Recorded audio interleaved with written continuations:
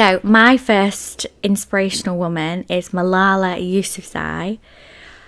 I just think, obviously, if you know who she is already, you're hearing that name and you're thinking, yes. She's just like an absolute, just, when I think about her, I just think, how can someone be so, and I'm going to use the same word again, amazing.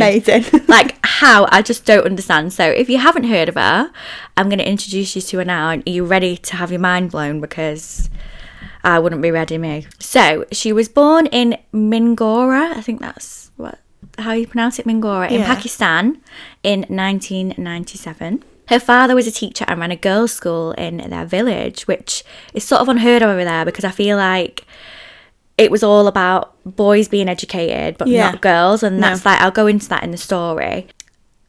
In 2012, she spoke out publicly on behalf of girls on their right to learn, and this made her a target. So she became an activist, essentially. Probably really inspired by her dad, which is amazing. Yeah. Amazing again, sorry. I need to think of some new words. It's either fabulous or amazing. Yeah, which is, fabulous. And yeah, so it made her a target. So obviously the Taliban saw her and they were like, no, we don't want girls to learn. And, you know, she was a target, which is sad, really. I mean, I'm trying to figure out how old she was when this happened, but I know she was a teenager. So in October 2012, on her way home from school, a masked gunman boarded her school bus and asked, who is Malala? He shot her in her head, which is like absolutely just shocking. How a man can do that to a young girl. I've just gone cold. Yeah, I did a bit actually. I shivered a bit. It's just awful even just thinking about it. She woke up 10 days later in a hospital in Birmingham, England, so they transported her to England. The doctors and nurses told her about the attack and that people around the world were praying for her recovery. So it became like a big new international news story. Luckily, obviously, she got the treatment she needed, and it didn't go through. It didn't go through her brain. It was just, I think it says here that it was the left side of her head, so it like sort of must have skimmed her head. So to anyone, like, that would just make you stop what you're doing. Do you know what I mean? You'd be thinking, it's dangerous. I don't want to do this anymore. But in 2014, after months of surgeries and rehabilitation, she joined her family in her new home in the UK. So grateful that we were able to do that for her. And it just says here, it was then I knew I had a choice. I could live a quiet life, or I could make the most of this new life I had been given. I determined to continue my fight until every girl could go to school. With my father, who has always been an ally and an inspiration, I established the Malala Fund, a charity dedicated to giving every girl an opportunity and achieve a future she chooses.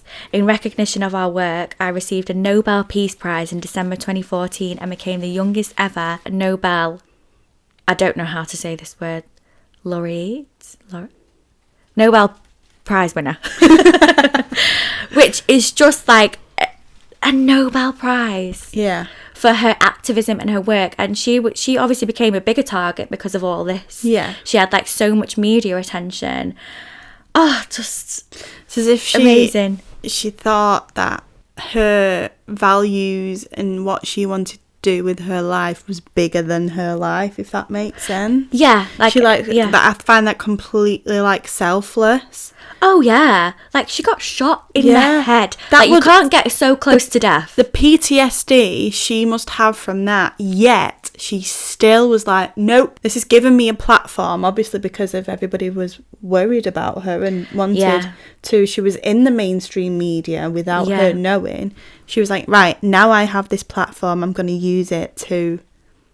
Yeah, so she could have led a quiet life, which nobody would have questioned. No. Do you know what I mean? No. A lot of people would have. I don't know what I would have done, but I'd be freaking out and I'd be very scared.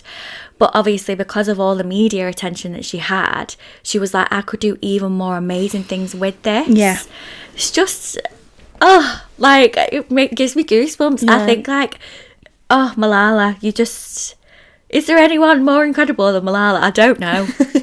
What's that quote from Oprah? I don't know a better woman. No, I don't know anyone better. Something like that. She's like crying about a best friend. I don't know a better woman. I have no idea what you're on about. I'll have to show you later. You're going to have to show me. It's like, do you ever follow Saint Hoax? No. oh my god, you don't follow St. Hoax. She's like, you need to follow St. Hoax. So she always uses that with memes. I don't know. Let's have a look. Got them going on. Have you got her? She's so quick, and every single meme, like, she must just have like a massive folder of all these memes that she can use. So good. Oh, it's I don't know a better person. So every day she fights to ensure that all girls receive 12 years of free, safe, quality education, which I believe is a human right. Yeah. She travels to many countries to meet girls fighting poverty, wars, child marriage and gender discrimination to go to school. The Malala Fund is working so that their stories, like hers, can be heard all around the world. And in 2020, she graduated from Oxford University. Amazing. I know. And so she studied philosophy, politics and economics at the University of Oxford. Obviously, it makes sense that she would continue on her education and, you know, go to Oxford. But what an amazing story. What an amazing story. Yeah. They should make a film about Malala. Yeah, I'd watch it. I would. I think it'd be, like, just as good as the Frida one. 100%. It would be so good. And do you know what? This is why we need International Women's Day, because like that I've just read, there's still child marriage, gender discrimination to go to school, girls fighting poverty. You know, people can't get out of poverty because they can't work, because they're not allowed to work. They have to marry a man and then they're in, do you know what I mean? Yeah. And it's like, cycle. It is a cycle. And, you know, just because it sort of feels like we're okay in our little world, in our bubble in the UK, doesn't mean that everybody else in the world we put our blinkers on and we seem to just ignore everything that's going on in the world as well. Yeah. Which I think International Women's Day raises what's going on, makes us like, it's as if like we're constantly looking down, but International Women's Day gives us an excuse to look up and to realise everything else that's going on in the world.